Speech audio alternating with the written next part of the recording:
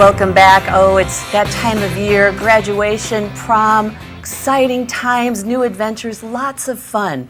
But you know what? One bad decision and it can cost you your life.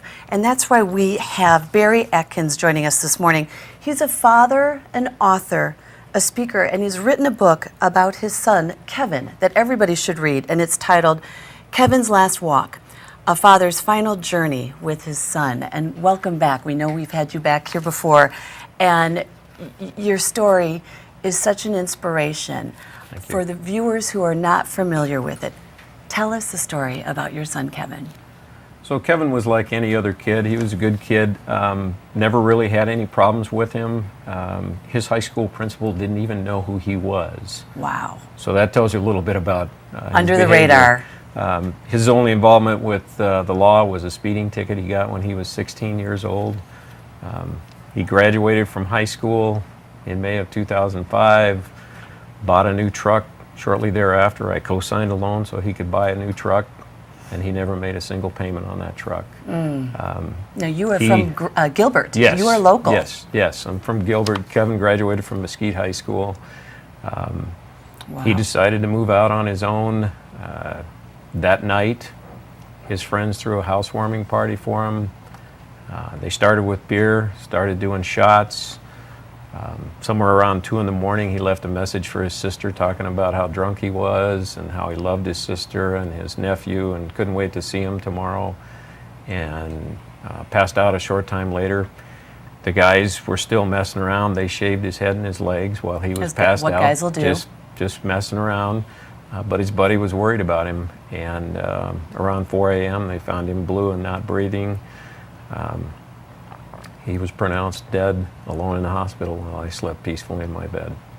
You get a knock on your door Sunday morning. Yep. And it will never be the same. What was that like? You know, I'm one of those parents that never really thought that might happen, right? I mean, He's a good in the kid. back of your mind, you might think about that, but 2 police officers and someone in plain clothes shows up at your door. I thought it had something to do with the neighbor or a dog or something, but you know, it never occurred to me it might have something to do with Kevin until they told us that He was gone. dead. He was 18 years old. Yep. And the amount of alcohol poisoning in his system, what did it register as? The coroner said that his blood alcohol content was 0.36%.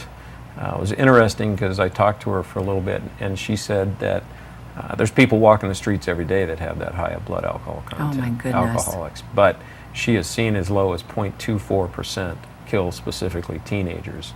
And I think that's an important thing to understand is you don't know, when you see somebody that's passed out, you don't know how much trouble they're in. And I think when I was reading that his friends turned him on his side because he went and he was passed out, so they turned him on his side thinking, okay, well, at least if he throws up that he won't choke on that. And the alcohol poisoning is the leading cause of death for kids, 16 to 24 years old. Yeah. What advice can you give kids and their parents about, I mean, it's a very joyous time this time of year. Yeah, there's a lot of excitement. You know, Prom, but about the graduation. celebration and the intake of alcohol. Well, for parents, I think it's so important that they educate themselves about what can happen, and they need to try to educate their kids about that, and they need to behave as if their lives depend upon it. Because it does. I mean, you can use the media. There's stories all the time. Recently, it was in Ohio and in California where horrible things happened to kids that they say were good kids. Well, and just a couple weeks ago in the news, a ASU fraternity boy was rolled up to the door of a hospital in a grocery cart, passed out. Yeah. You know, with a note on him. Yeah. I mean, he could have. I mean, what if he didn't make it? Yeah. You took Kevin for a last walk. I did. Tell us about this journey and where you went. So we decided to have Kevin's remains cremated, and when I went to pick up those ashes, one of the things that I really understood was that I didn't want to be a victim, and we struggled with what to do with those ashes. Kevin had always talked about wanting to move to Montana someday and buy a ranch. I had grown up in Montana. One of Kevin's favorite movies was Lonesome Dove, and for those that have seen it, you know that at the end, Tommy Lee Jones agrees to carry the body of Robert Duvall back to Texas to bury him where he was the happiest, and that's where his best times were. So, 1,400 miles you walked. How long did this take? It took about 4 months. And where'd you stop along the way? And what was your message to those who would listen to what you had to say? I stopped at schools, treatment facilities, churches all along the way and shared the story. And, you know, people would stop and talk to us. And I had a guy north of Flagstaff, I actually wrote about it in the book. It was kind of interesting. You know, you see cars stop every day and talk to me.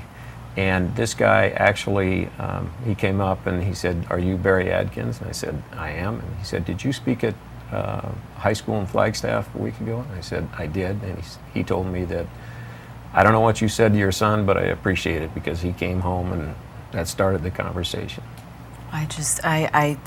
You know, I'm sorry for your loss, but I truly think this is a book that every adult and child should read. Where can they find this?